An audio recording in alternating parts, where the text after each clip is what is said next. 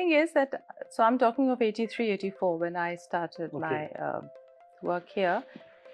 Of course, now this is all with benefit of hindsight. It's not that, so at that time,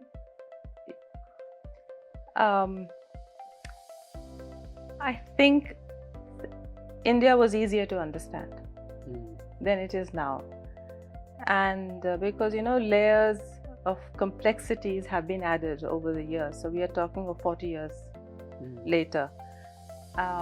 So at that time, things were relatively simple. You spoke about adult literacy. You spoke about education for children, early child education. You spoke about mortality rates, infant mortality, adult, life expectancy. So things were very clear cut.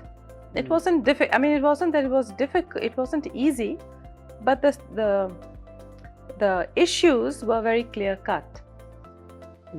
Over the years, I have seen at the grassroots over my years of work, is that you can make any policies. You can decide that this is what should be done, or this particular community has to, in a particular village, has to be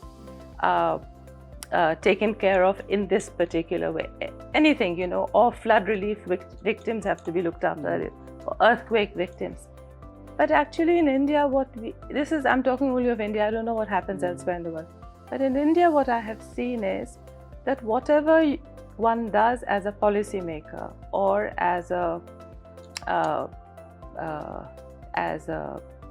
organizer is always takes a back seat to the enterprise of the person, the Indian person, that person who, or that community.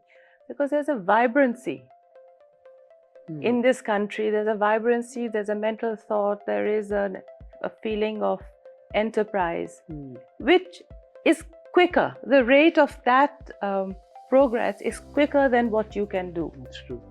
And so many things, so many things I have seen happen which have taken me completely by surprise.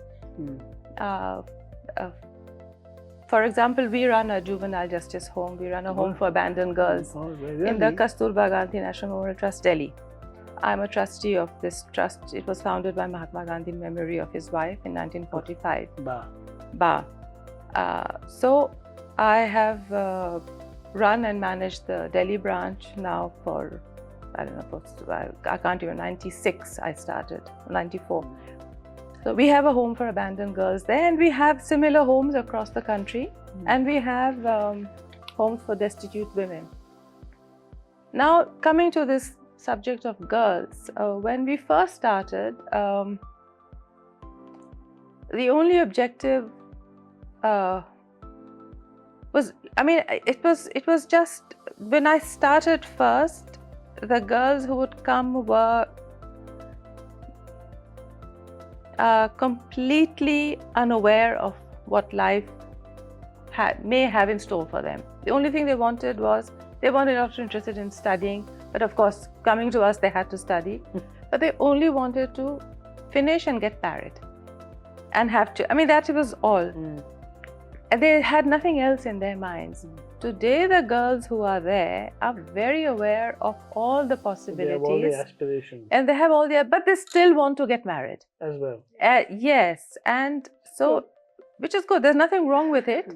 But as a policymaker, you would think that, do your education, go to college, do whatever you want to do, think of marriage much later. But that's not what they want to hear. So think of a kind of a rescue.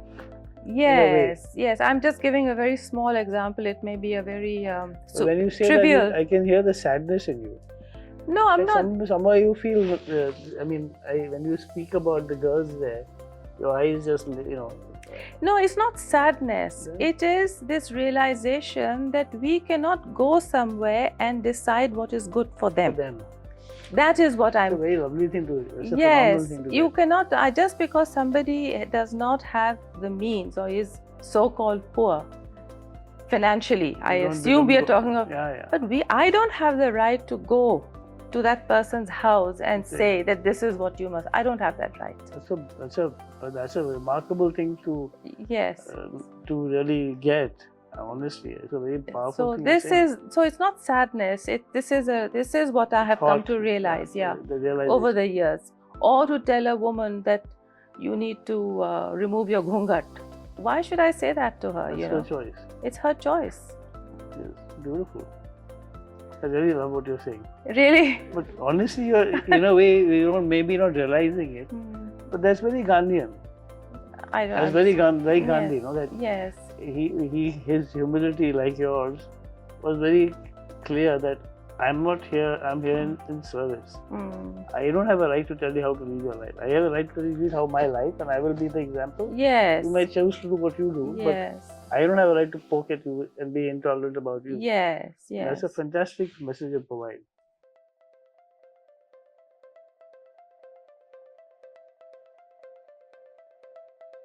So that's something that kind of thinking is what has guided me.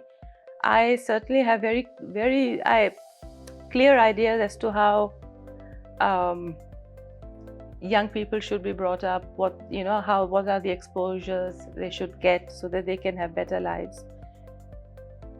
But I mean, I think the right thing for young people, from whatever I have seen, is all young people. It's wrong to say that young people are, a lot of people say that they don't know what is good for them. Yes, obviously they don't know. I mean, they're only 15, 16. How can they even know? I mean, we don't know what is good for them. We don't know at this age. Forget anything else.